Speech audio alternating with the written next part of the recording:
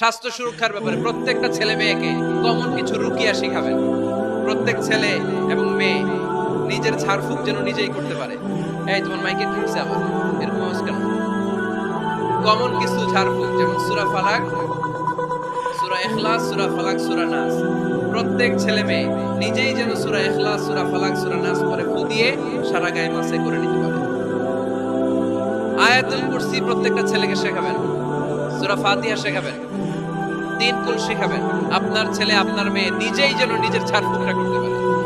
It's a protection from your Lord. এটা আল্লাহর কাছ থেকে প্রোটেকশন। প্রত্যেক ছেলে মেয়ে ঝাড়ফুঁক করে নিজের গায়ে নিজে ফু দিবে, এগুলো শেখানো যাবে। 19 নাম্বার, ছেলে মেয়েদেরকে নামাজের আদেশ করেন।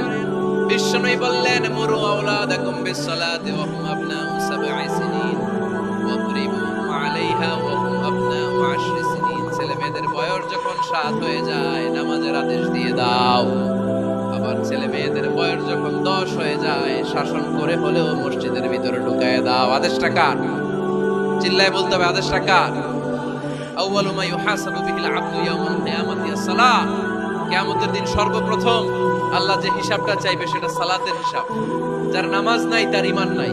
আওয়াজ করে বলেন, যার নামাজ নাই তার কি নাই? ঈমান। ছেলে মেয়েদেরকে শিখান। অনেকে 4 ওয়াক্ত নামাজ পড়ায়, ছেলে মেয়েদেরকে ফজরের সময় ডাকেন, আছে না নাই? যদি জিজ্ঞেস করি কেন ডাকেন না, কয় আদরের ছেলে, একটু ঘুমাক। আচ্ছা, ভোর 5টার দিকে যদি আপনার ঘরে আগুন লাগে কি করবেন?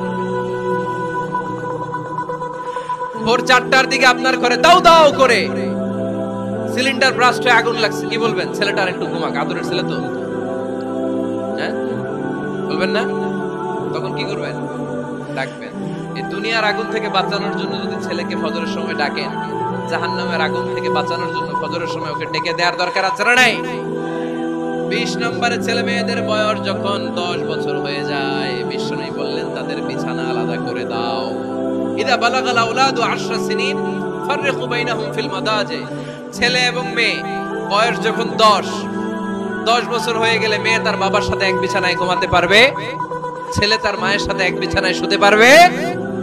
তাদের বিছানা আলাদা করে দেন। In this time they should have taken some a little bit privacy. একটু প্রাইভেসি দেন ওদেরকে, ওদের প্রাইভেট লাইফ লিড করতে দেন। কিন্তু যতই প্রাইভেট লাইফ লিড করুক, বাবা মা হিসেবে আপনার মনিটরিং থাকার দরকার আছে না নাই? আপনার ছেলে কার সাথে মেশে, আপনার ছেলে কোথায় যায়, কোন কোন চ্যানেল দেখে, অনলাইনে কি ব্রাউজ করে, তাফসীর মাহফিল দেখে নাকি পর্নোগ্রাফি দেখে যৌবনটাকে নষ্ট করে, এটা দেখার দরকার আছে না নাই? সব মনিটরিং করতে হবে। 22 নাম্বার, প্রপার ট্রেন আপ করেন। ছেলে মেয়েদেরকে সাঁতার শিখান। সাঁতার শিখাইছেন নিজে, ছেলে মেয়েকে কে কে? হাত তোলেন। শিখাইছেন? শিখাইছেন? শিখান নাই, এ ভুল করছেন আপনারা। হাত নামান। ছেলে মেয়েদেরকে মাস্ট সুইমিং শিখাবেন। দেখেন এই রাস্তায় কিভাবে চলতে হয় বাবা ধরে ধরে শিখায়। আব্বু হাঁটো হাঁটো, পড়ে গেলে আবার ধরে। মাটির মধ্যে কেমন করে আপনার ছেলে হাঁটবে চলবে এটা শিখাইলেন। আপনার ছেলে যদি পানিতে পড়ে, ওইখানে কিভাবে বাঁচতে হবে শিখানোর দরকার আছে না নাই? সন্তানকে কখনো ননির পুতুল করে গড়ে তুলবেন না, কষ্ট সহিষ্ণু করে গড়ে তোলেন। উপকূল পরিবেশে, কষ্টকর পরিবেশে কেমন করে বেঁচে থাকতে হয় এগুলো শিখায় দেন। ওর জীবনটারে কল্যাণময় করে দিবে কে? খেয়াল রাখবেন। সব ছেলে মেয়েদেরকে সুইমিং শিখাবেন, কুকিং শিখাবেন, রান্না শিখলে কাজে লাগে না? ওরে হোস্টেলে দিলে নিজে রান্না করে খেতে পারবে, বাইরে স্কলারশিপ পেয়ে পড়তে গেলে নিজে রান্না নিজে করতে পারবে। ড্রাইভিং শিখায় দিবেন। আল্লাহর হাবিব সাল্লাল্লাহু আলাইহি ওয়াসাল্লাম বলেছেন, আল্লিমু আওলাদাকুম আস-সিবাহা ওয়ার রিমায়া ওয়া রুকুবাল খাইল। তোমরা তোমাদের সন্তানদেরকে সিবাহা মানে সাঁতার শিখাও। এটা আমি বানায়ে বলিনি। কোন বর্ণনায় এসেছে সাইয়েদনা ওমর ফারুক বলতেন, কোন বর্ণনায় এসেছে আল্লাহর হাবিব বলতেন ছেলে মেয়েদেরকে সাঁতার শেখাও যেন পানিতে ডুবে মারা না যায়। ওয়ার রিমায়া মানে কিভাবে তীর মারতে হয় শিখাও। ওই সময় ছিল তীর মারা, এখন হচ্ছে মার্শাল আর্ট, এখন কুংফু, এখন কারাটে। কেমন করে আত্মরক্ষা করবে প্রত্যেক ছেলে মেয়েদের জানার দরকার আছে না নাই? ওয়া রুকুবাল খাইল, কেমন করে ঘোড়ায় চড়তে হয় শিখাও। তখন ছিল ঘোড়ায় চড়া, এখন হচ্ছে গাড়িতে চড়া। পাবলিক বাসে কেমনে চলতে হয়, পাবলিকলি কিভাবে মিশতে হয় জানার দরকার আছে না নাই?